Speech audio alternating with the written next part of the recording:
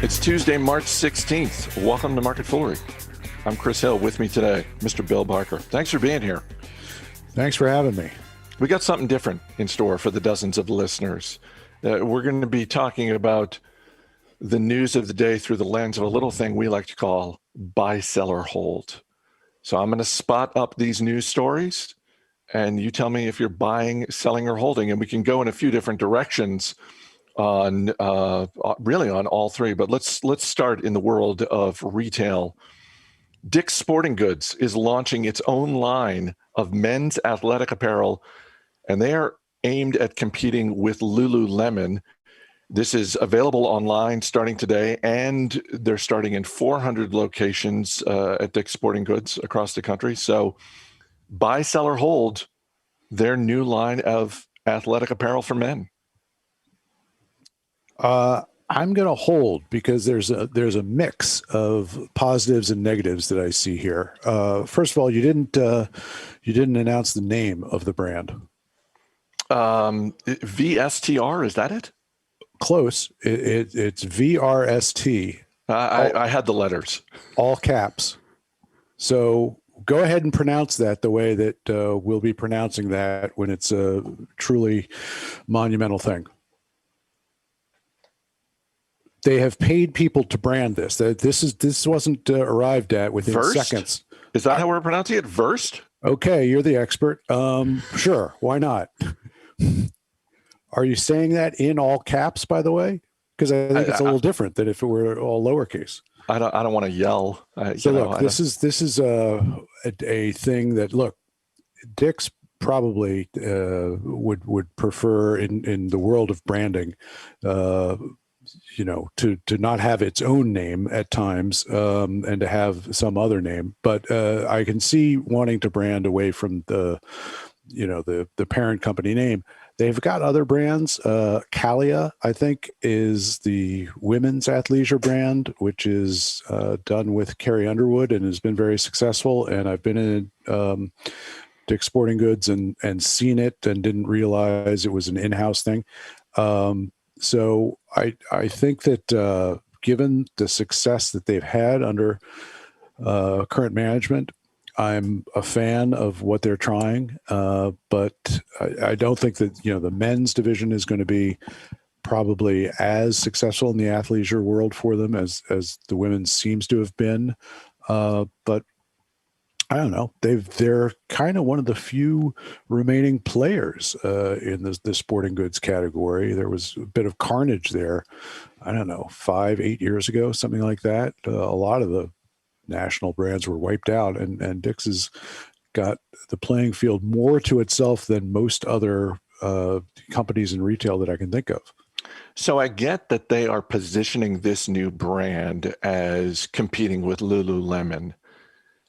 But I think if you're Nike or Under Armour, and I'll add the further caveat, especially if you're Under Armour, I think they should be more worried than Lululemon. But you tell me, who should be the most nervous of those three?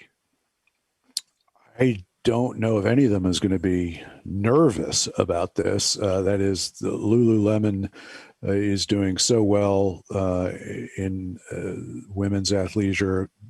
What Dick's has done there is just a very, very small competition, I think, compared to Lululemon. Can Dick's compete in the men's division against Lululemon? Yeah, I think they can if they've got the styling right and all that. So Nike and Under Armour are first and foremost performance brands, which then extend a little bit into, why don't you just wear our stuff all the time, whether you're competing or exercising or not. And Dick's is coming at it from the opposite perspective. Why don't you just wear this? And if you feel like breaking out into a run while you're wearing this, go ahead. This would be, I think, did you go to the VRST, or however you choose to pronounce it, website, which opened today? I did not. I'm not looking to buy any apparel at this point in time. So the first thing that they've got, and it just opened up, is the thing that I guess they think would be most appealing to people is the category of commuter pants. And I didn't know that was a thing. Me neither. Commuter pants. Commuter pants, yes. If you're going to commute, apparently you need specifically designed pants for your that. special commuter pants. Well, I would say they're not going to chase. They're chasing people who have a job and might go to work in a place and commute to it. But beyond that, I don't know what the pants do for you. This is going to be like you. I look at this move. I think it's a smart move. In part, as you said, they've had some success with the Kalia line for women, so it'll be interesting to see where they go with this. But I think it's a hold at this point. Let's move on to Google, because also today Google unveiled the second generation Nest Hub, which is a smart display and speaker. And because it's second generation, this one comes with the ability to track your sleep using built-in radar. It sells for $99. It is available on March 30th, but you can order it today. Buy, sell, or hold this new generation Nest Hub being a hit for Google. I'm going to hold that as well. I don't think it's an obvious sell. I think that the ability for ambient computing to improve your sleep is actual and is needed by a lot of people. A huge number of people, depending on what surveys you're looking at, have some levels of sleep disruption, sleep apnea. I think that if it is a system that learns, what sort of sounds return you quickly to sleep, what times you tend to wake up, and can work with you in the sort of the corner of ambient computing, which is probably most useful, which is when you're completely not unconscious, but you're not fully conscious when you're asleep. So I can see the use for it. I got to say, last night, my dogs got me up at 4:30 in the morning. If there were some system that would help them get back to sleep at 4:30 in the morning, I would pay a lot of money for it rather than have to get up and let them outside at that hour. So that may not be, the thing may not be programmed for that in the 1.0 version, but I'm telling you, 2.0, dog lullabies. Well, let's be clear. This is 2.0. This is the 2.0 version of the Nest Hub. And 2.1 then. 2.1 needs to have dog lullabies. I think this thing is a sell, and I'll tell you why. I think Google, for all of the success that business has had over the years, it is worth pointing out that Google bought Nest 7 years ago for $3.2 billion in cash. And I'm pretty sure they went through their sofas at the office and found that cash. So it's not a question of whether or not they could afford it.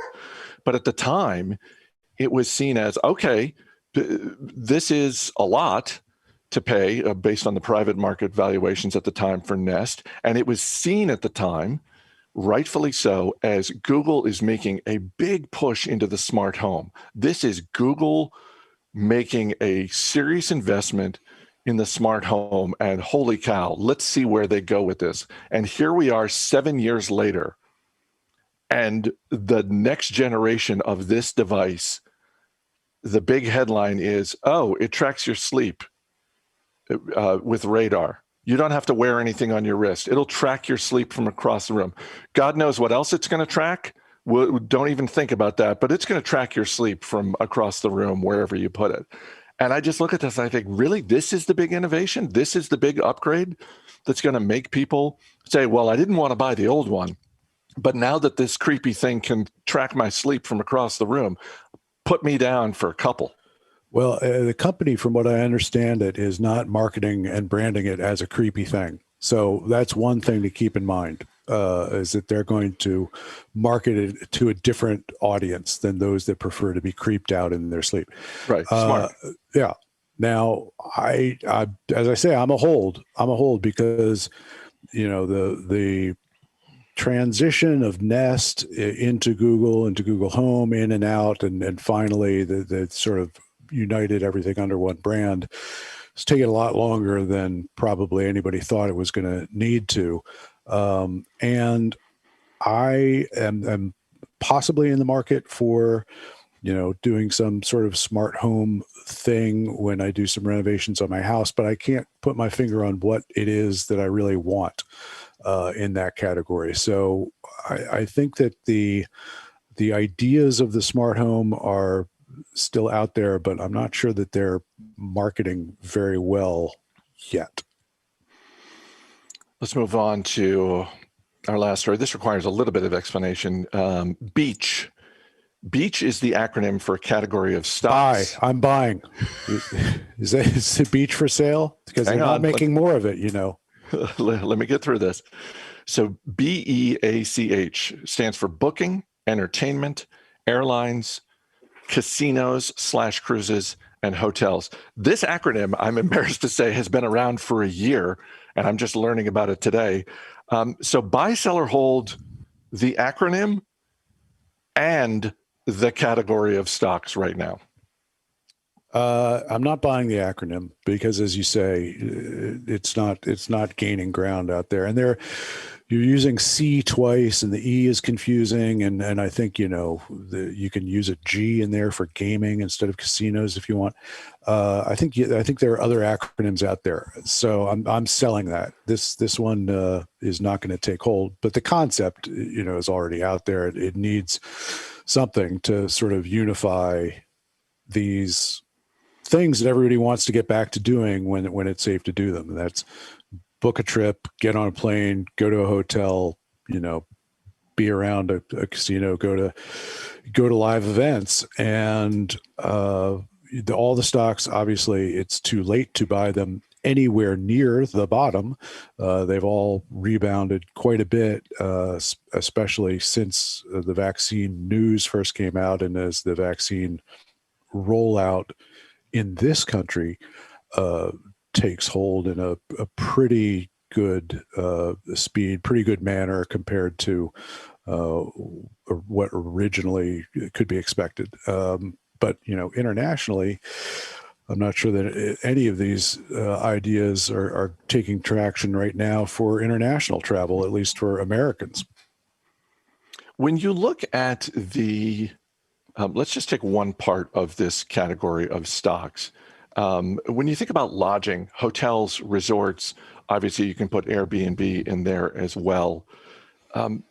Is there any in particular that you think looks particularly attractive? As you said, none of these can be bought at the bottom. That time has passed. But I'm wondering if you look at that group and think some have better long-term prospects than others. I think that it is possible that, with good reason, cruises are still closer to their bottom. That they're opening up and really being able to function at anything close to what they were doing prior to this pandemic is further away. The nature of the cruise to be, a captive audience. They're built to be high density things. I think that in terms of buffet dining, that's a thing that's going to be very tricky to re-implement. So I think that just by virtue of you are discounting further out a return to normalcy for that enterprise, the prices may be still more attractive for the group. They've got a lot of debt. Now a couple of the cruise lines have refinanced. They've sold some equity. They've put some more convertible debt out there. So I think that their balance sheets are not calamitous right now. But other things have rebounded more and are maybe factoring in a good times ahead in a way that the cruises can't yet. I hadn't even thought of that until you mentioned it. Just the idea of buffet dining and how, of course, for the cruise industry, logistically, they just have so many more things that they have to figure out how to get them right and do so in a safe manner, as opposed to even just a basic hotel business. Yeah, I mean, I've been in hotels in the last year, very little, but I've had reason to travel and stay in a hotel, and you just wait to be the only one on an elevator or something like that, and they haven't opened, they had not opened up restaurants when I was in a hotel back in the fall. You know, you could just eat somewhere else, and hotels aren't able to do that part of the business and shut it down. You don't have that option with cruises. I mean, that's actually one of the great attractions for cruises is come and eat as much as you want all the time. It'll be great. And the way that they're able to do that is by offering, some sit down meals, but a lot of buffet options. So, I think they've got logistical issues that are going to be tougher. And of course, the audience is largely older for cruises. So, you've got a much higher risk category in their audience than these other entities have. Airlines have done a good job, from what little I understand about the science of, pumping, fresh air in and out, and making that a safer travel experience than people at first thought. And people can distance themselves to hotels. I think how cruises get from here to the next generation of cruises, I don't know, but it's going to be bumpy. Two quick things before we wrap up. First, just on the hotel front, do you think this actually results in more people using what I have to assume is a high margin part of the hotel business, the mini bar? If people are just like, well, the bar isn't open, I'll just avail myself of the mini bar, which of course is quite expensive, much more expensive than an actual bar. I'm wondering if I can't imagine Marriott or any hotel business breaks that out, but it wouldn't surprise me if more people started availing themselves of the mini bar. A little bit. I mean, I think you can distance yourself at a bar. Not really when you're sitting right at the bar, but the table's outside. So yeah, incremental, I guess, a little bit. Good margins, as you point out. Great margins for the hotels. I don't know where they get the majority of that business. Is it just people coming back to their rooms after already being out and grabbing one more drink? Yeah. I mean, the prices are so alarming that if you are aware of them at all, you make an effort to like leave the hotel to go buy a 6-pack or something, and that'll cost you as much as the one beer from your room. I mean, a 6-pack, that's just gluttonous. I mean, most people just want a single nightcap. So like just crack open one beer, one little bottle of wine, one little. But it's the principle of the thing. Go out and buy yourself a 5th. Even you're probably not going to have all of it, but it's like the same price as the little bottle. You definitely don't want to polish off a 5th of anything other than water in a single night. Real quick, from longtime listener Bill King, he writes, I'm still getting caught up on MarketFoolery episodes from last week, but I have to question Bill's comment about Babe Ruth versus Pete Rose. While it's true that Pete Rose did not steal as many bases as people typically think, he is well ahead of what Babe Ruth did. It was really more of a metaphor that I was talking about. God, I would love it if a CEO during the next wave of earnings calls just broke that out. It's like, you said this about your revenue projections. Well, it was really more of a metaphor. Yeah, and what it was a metaphor for, of course, is that Babe Ruth was actually a lot faster in his youth than people give him credit for, and that Pete Rose was not. Although Charlie Hustle, I think goes at so, and the stat that I'll lean on now to attempt to prove that point is Babe Ruth in a shorter career actually had more triples than Pete Rose did. not by a lot, 136 to 135, I believe. But advantage Ruth there. And I would say the triple is probably more of a measurement, if you can measure them apples to apples, on somebody's speed and hustle than stolen bases are. That said, Ruth was playing in an enormous stadium at the time. Short right field porch, of course, for his swing, designed to accommodate him. But, the left field was insane. 450 yards or 450 feet, 470 something in Death Valley. So there was a lot of opportunity to have a ball go for a triple in a way that the smaller stadiums that had started to appear by the time Rose was playing. So, but I think at his peak, Ruth would have beaten Rose in a foot race. Now, at his peak being his peak racing, not his peak as a player, which was more in his 30s and when he was not as light on his feet. Bill Barker, always good talking to you. Thanks for being here. Thanks for having me. As always, people on the program may have interest in the stocks they talk about, and the Motley Fool may have formal recommendations for or against. So don't buy or sell stocks based solely on what you feel. That's going to do it for this edition of MarketFoolery. The show is mixed by Dan Boyd. I'm Chris Hill. Thanks for listening. We'll see you tomorrow.